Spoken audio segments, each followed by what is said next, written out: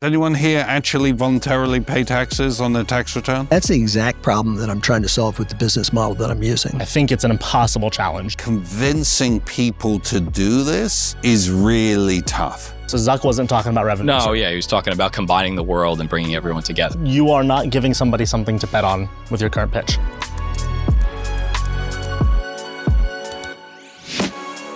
John Frankel is the second most tenured judge on the feedback loop stage, the founder of ff Venture Capital, a longtime venture capitalist who I think on this stage, the way I describe John is you bring so much context to whatever concept, industry, or story the founder has on the other side. But I'm curious what you've perceived about the founders and the pitches you've heard. This is your third or fourth time doing this.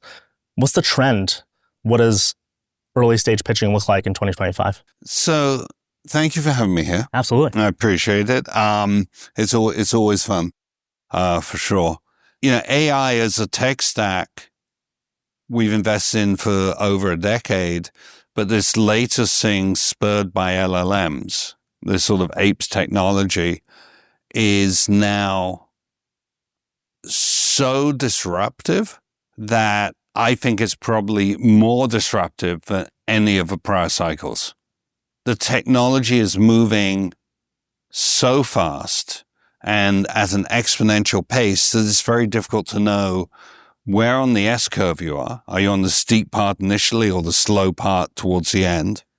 The people at the front end of the curve are the ones who feel like there's so much more they could do, but they're not sure what to do. Can't even keep up. They can't even keep up. So this thing gets awfully meta really fast. It puts a ton of operating leverage in portfolio companies, which means they can raise less capital, means founders can own more, and they can grow faster.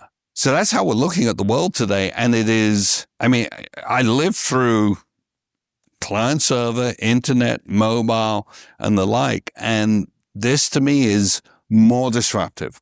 There'll be an enormous amount of wealth created, wealth destroyed through this process.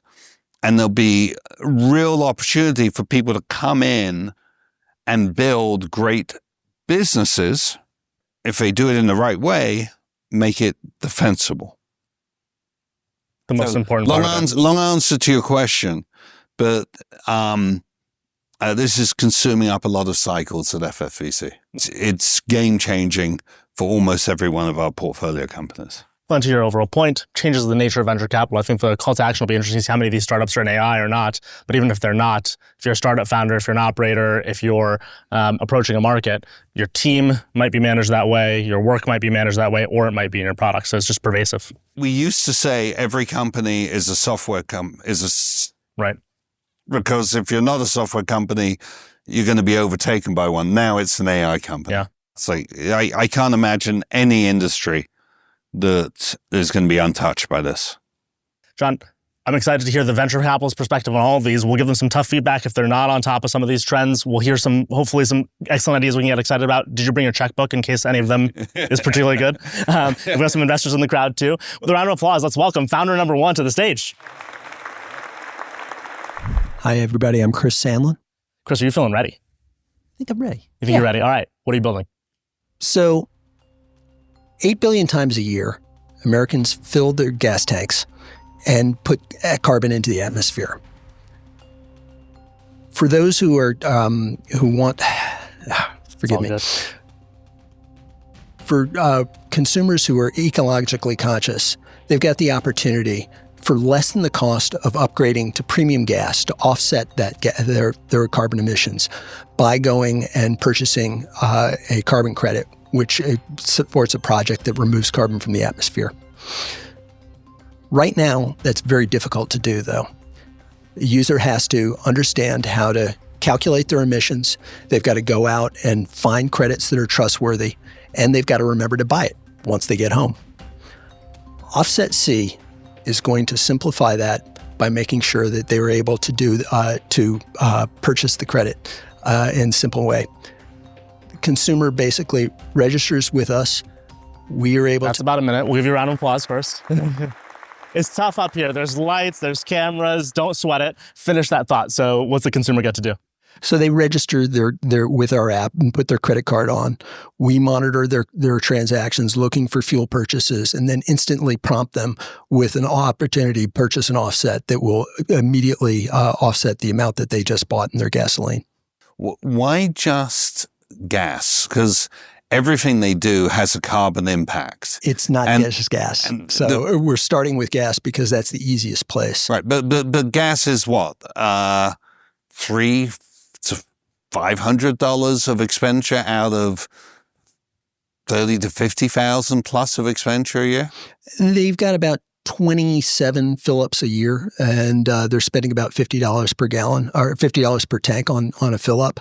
The reason we're starting with that is because it's direct emissions, and so it's easier for people to track. There are a couple of competitors out there right now. The most prominent ones are the Commons and Ren, and they've kind of moved from focusing in on those direct emissions into the more secondary type stuff. It's like, what's the impact of carbon added to the clothes that you're buying and stuff like that. We feel it's going to be easier for consumers to get their heads around the fact that this is something that I bought. When you're filling up your gas tank at a gas station, there's nobody between you and the addition of carbon to the atmosphere. You're directly contributing to climate change at that point. So you know instantly that this is something that you're doing. And it's that motivation on the part of somebody who is ecologically minded, combined with the simplicity of actually making the actual purchase, and then making sure that you're going to tying it into the trigger that they've got of buying the gas right in that moment. I always reveal this, whether for political purposes or not, in this case not, a left of center liberal. And one of the ways in which I think this is informative here is I believe in the notion of human-driven climate change and our ability to make behavior changes, to me, is on some spectrum. And my chief of staff is someone who's very pro a lot of green behavior, used to compost in our office back in the day. And the thing that we've had a conversation around over time is I go like, things that don't hook into our incentive systems just aren't either sustainable or interesting to me as an individual person and don't seem to me systemically possible for change-making purposes. Why not tap into, maybe you say you will, but like it sounds to me like right now you're making an individual decision where like you're bringing the individual who wants to take accountability as a user, which is going to be a difficult challenge. Maybe address that broadly speaking. And in my head, I have a bunch of other things you could do to get a person to get motivated around this. But so far, it sounds pretty individualistic as a user, which to me, I would worry for you that like you're going to rely on people who care. And even for me, someone who's like on the edge, I care, but I don't feel like I've made an impact in recycling. That's the exact problem that I'm trying to solve with the business model that I'm using. So the Commons and Ren both are using direct-to-consumer. I'm using B2B2C because I really fundamentally believe the cost of getting individual consumers in is just too high. But by a four-part partnership program, I'm targeting various organizations that I can go after to get to those consumers using the folks out there, starting with professional associations of people who are already working in climate. That's my initial target because those people already get the whole reason for buying a carbon credit offset. Then they're predisposed to it. And if they get a sticker or a certification that they can put on their LinkedIn about what they're doing personally. That's not really B2B2C though, because you're not charging or like engaging financially with the company. We're charging the individual. Yeah. Yes, but we're getting access to them. It's more like just a go-to-market. The other way that we're looking at it, another way we're approaching are loyalty programs for credit card programs or for consumer brands, stuff like Patagonia. So one of my advisors is formerly worked at MasterCard, and he was working in the loyalty programs. That's basically money that the loyalty programs are given budget by the companies to take the liabilities off the books. And that's going to get them to purchase and get people to do stuff with that would reduce the amount of their credits that they've got on their things. And so how much are you going to charge a consumer? We're going to charge 10% of the carbon credit. And the carbon credit. Okay, so if someone is saving, just running numbers, $275, if someone is spending $275 a year on gasoline, what is the carbon credit they're going to need to purchase? So for a $50 tank of gas, it's about $3.50. So if they're spending and it's 35 cents to me at that point. So it's right. It's a so small if we're spending $500, it's $35 to you. Mm-hmm. Is that right? No, no, it's $3.50 to you. $3.50. So if it's $350 to you, if someone's paying $500, let's say for the average person, it's about $2. How much do you think it's going to cost you to acquire that person? Because I don't know what the percentage of people are who want to voluntarily pay taxes. Mm-hmm. Generally, it's small. You can on your tax return. Does it, show of hands, anyone here actually voluntarily pay taxes on their tax return? Okay, so one thing that's interesting is that the people who actually voluntarily purchase premium gasoline, they don't necessarily have to, but there are those who they think they're getting a benefit to their car. They do. And the target that I'm going after initially, at least, and what I'm trying to do is go after the professionals in the space who are actually working in carbon and kind of use the approach that Lululemon and others have used to go after the professionals. I have overall feedback that I want to give you, but before I get to that, just on this, especially in the context of talking to investors, that doesn't excite anybody because that sounds like a small audience, right? So when I want to go for the professionals that care about this and are already in the field, that's not like you can eventually, when you talk to an investor, get them excited about the concept. You're in a longer conversation and go, hey, here's a first go-to-market that's going to make life easy. But when you position it this early in your storytelling, I go like, that he's drilling down so far that it doesn't convince me a lot about the total market that is potentially addressable here. Okay. So just like think about how, again, it's an interesting go-to-market, but needs to happen later in the conversation so that I don't feel like it's the only market. Let me put it to you a different way. If you think of some subscription services, they're thinking of $12 to $25 a month of revenue. You're thinking of $2 a year. So how do you no, I'm not thinking $2 a year. You have to make that's $2, let's say $2 or thereabouts per tank or per tank fill. I'm sorry, I'm doing the math wrong. If I'm putting $50 tank in, he's talking about revenue to you. Revenue. How much revenue to you do you get off a $50 tank? 35 cents. You get 35 cents. 29 times a year. 29 times a year. Because that's something that you do constantly throughout the course of the year. It's like $10. Okay, $10 a year. But like, how do you've got to get the number way higher, and you've got to be able to acquire the customers really cheaply. Yep. It sounds impossibly hard. Yeah. So I'm thinking it's very easy to think about this as a great product and something that should exist, but then it has to be a business. Yep. So you've got to have revenues that are very large that you can go after that can grow into that. And then you have to have a cost of acquiring that revenue.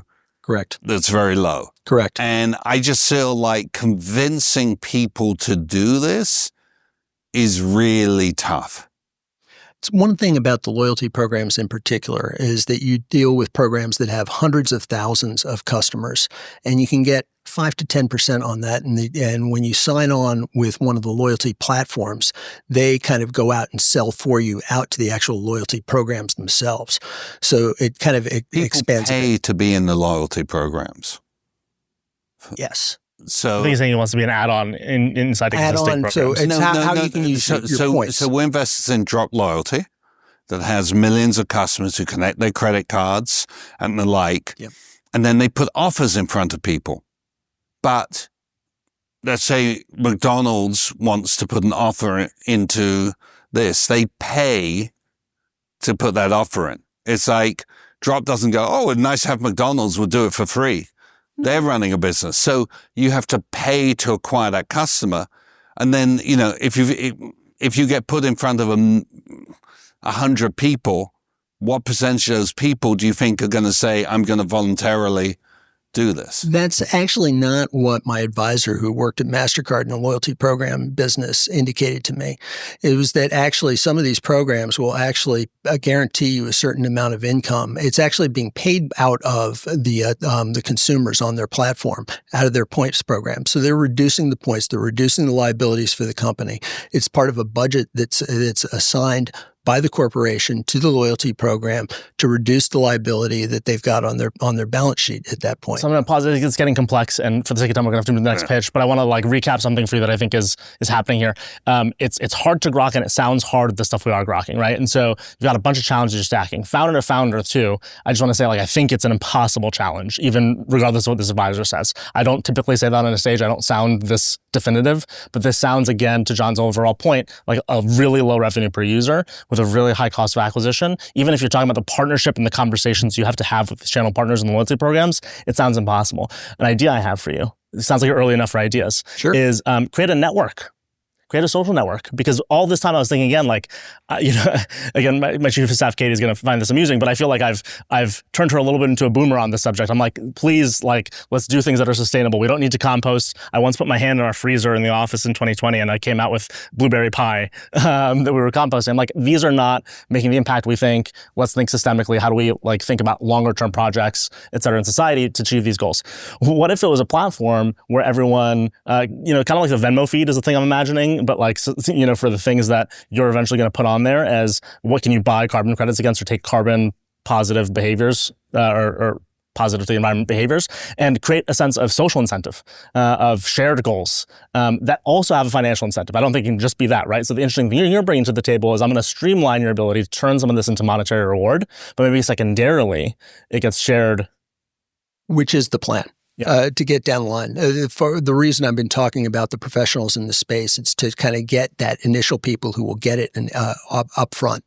There's a secondary persona that we're looking at, Sasha, who's climate curious and kind of just wants to make sure that she's doing the right thing. From a business perspective, that persona and how you long-term target them is the only thing that's going to matter. But for the sake of time, thank you so much for sharing. Good luck with it. Awesome. Thank you very much. Welcome. Sherveen? How are you doing? What's your name? Good. Tyler. Nice to meet you. Tyler, you're going to have a minute to pitch. You can tell us what you're building. You get some feedback. Got it. Are you ready? Tell us what you're building. Ready. My name is Tyler, and I'm the founder of GameReel. So right now, we're witnessing a major sociocultural shift between people, and people are retreating into echo chambers, seeking out niche spaces that align with their interests. At the same time, the traditional social media model is breaking down. Facebook has resulted in a net billion loss of $12 billion due to Apple and Google's privacy changes. Meanwhile, gaming and social media dominate the entertainment space, with 1.3 million years spent on a daily basis playing video games and 1.2 in social media. Yet the two have never been combined in a unified social platform. Enter GameReel, the social media platform for the gaming space, built entirely for the gaming community. A GameReel is a space where gamers can come, share, connect, and participate in reward structure that rewards them for their time spent on the platform. GameReel brings a unified approach to the social space where gamers That's just about a minute. We'll give you a round of applause. You want to finish that thought?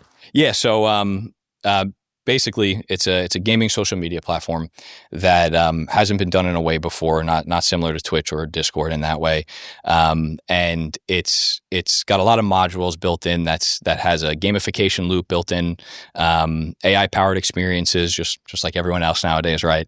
And it has a non-invasive advertising strategy that is kind of to counter what's been going on with the IDFA and Apple and Google and what they've implemented with the ATT and the tracking.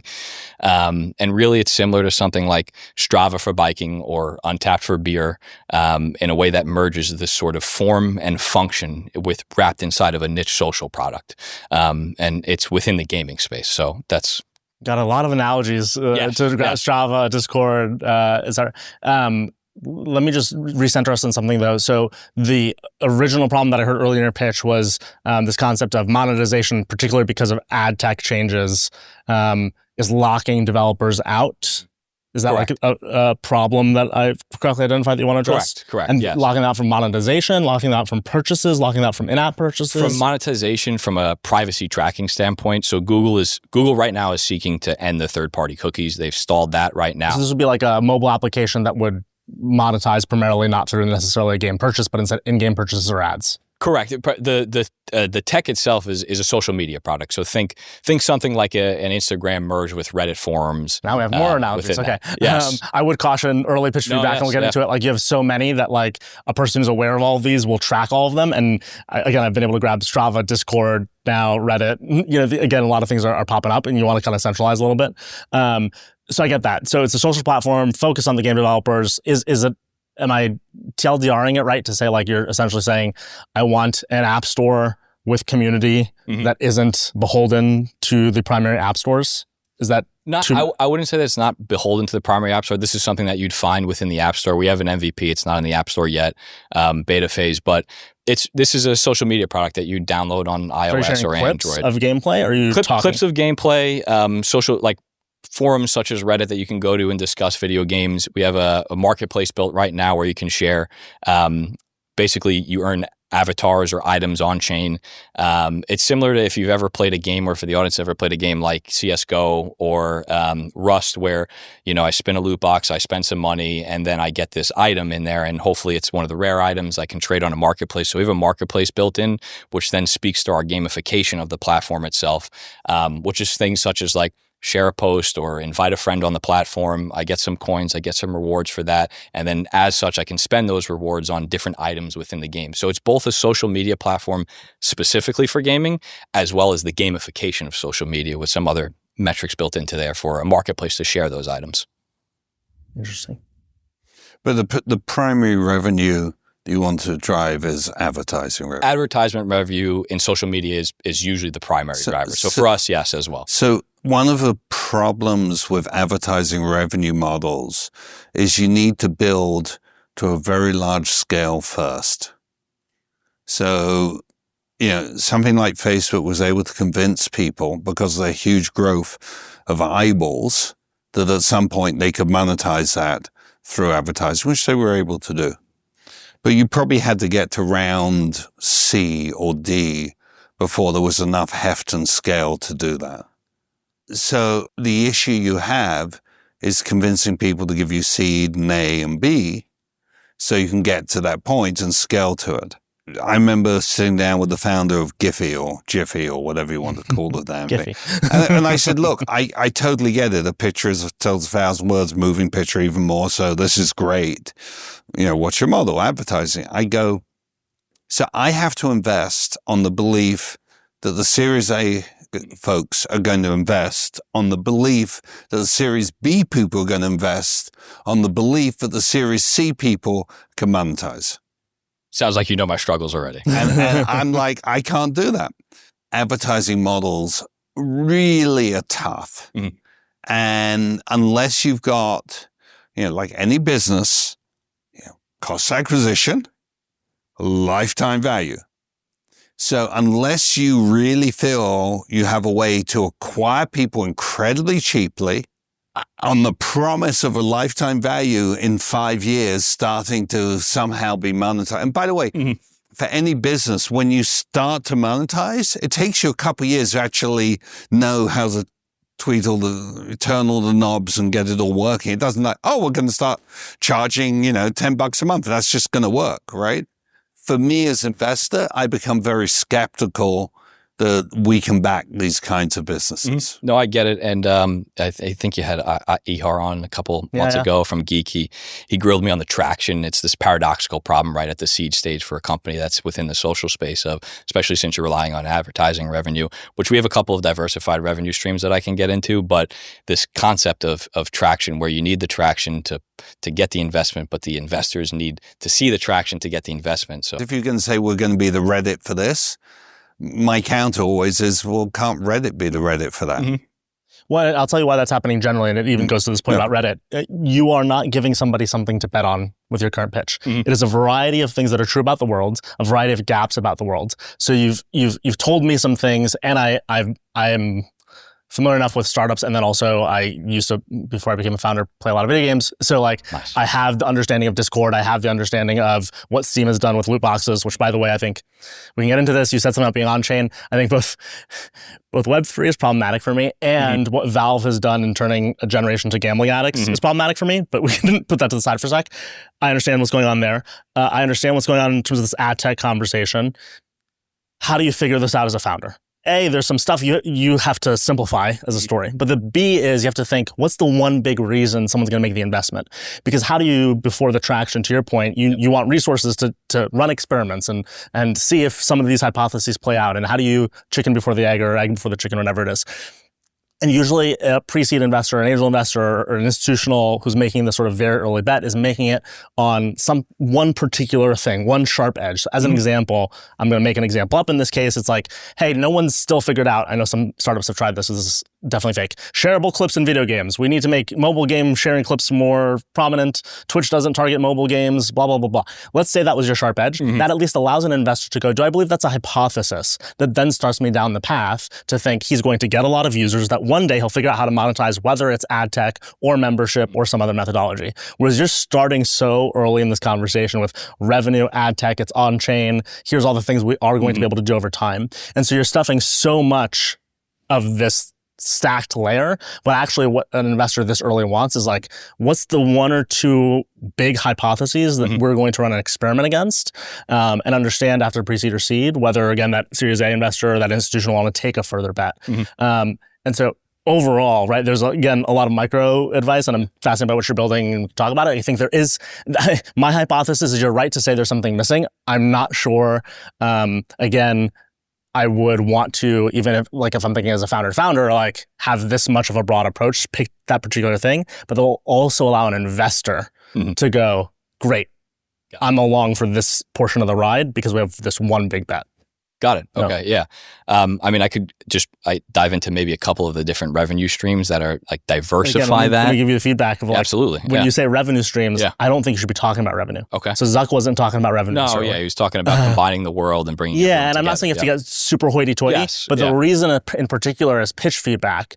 I'll like double down on the idea that not talking about revenues, because then you're going to back justify everything from a user experience standpoint to that revenue. Whereas really what you're saying is in the world, there doesn't exist a social and sharing paradigm and something for these game developers to have access to their communities. And all of that has nothing to do with monetization. The truth is in social platforms, if they work, and this is why so few of them work, they will work because you will have this sort of a bet play out. They will not work because revenue allows you to do something. They'll work because you have a theory of the social contract you're creating that will play out successfully between people. And so again, if you're thinking about there's a feed, we didn't hear much about it in the user experience of it. If there's a notion of sharing, you did say gamification, that has to do with the loop where there's items that come back to these games. We would have wanted to maybe hear more about that. So think less in terms of, hey, there's diversified revenue streams down the line, and more there are behavior loops that will allow us, well, we can talk about all the ways in meeting number 2, but in meeting number 1, here are the behavior loops for hijacking. For the sake of time though, Tyler, thank you for sharing. Absolutely. Good luck with it. Thank you. Thank you. On these first 2 pitches, before we move to the third, I just want to like point out, I think there's this early stage moment, and I give this advice to founders on this stage all the time. Don't go too far down your story, because at the very early stage, if you're this early, because some, depends on the episode of the feedback loop, how early some of these are. Some of them will be all the way up to Series A. If you're this early, investors who want to invest this early want to imagine with you a little bit, and you can actually poison it by being too conversational about down the line revenue stream or down the line progress. They want more of the what's the hypothesis, and you can be certain about kind of the market around it. You can be certain around your approach, but I think you want to be a little bit more vague around what the future could look like. Have you watched that documentary Silicon Valley? Yeah. Great documentary. Great, what an 7 season documentary on HBO. Revenue. Don't talk revenue. Once you talk revenue, there's a value for it. Before that, it's a concept. Yes. Gosh, I wish that was around today. There's so much material. So much of that became reality. By season 3, it really did just become a documentary full of great advice. If anyone hasn't watched it on HBO. Who's watched Silicon Valley? Yeah. Okay, good. Most of the crowd. Yeah. But if you haven't, please do. It's a great show. No, to your points, data ruins a good story, right? That's the thing maybe to think about as an early stage founder. At a certain type, I think if it's a B2B business that's selling SaaS, that's trying to replace Ramp, you want to be more definitive with your numbers. But if you're a social platform, a little bit different. Yes.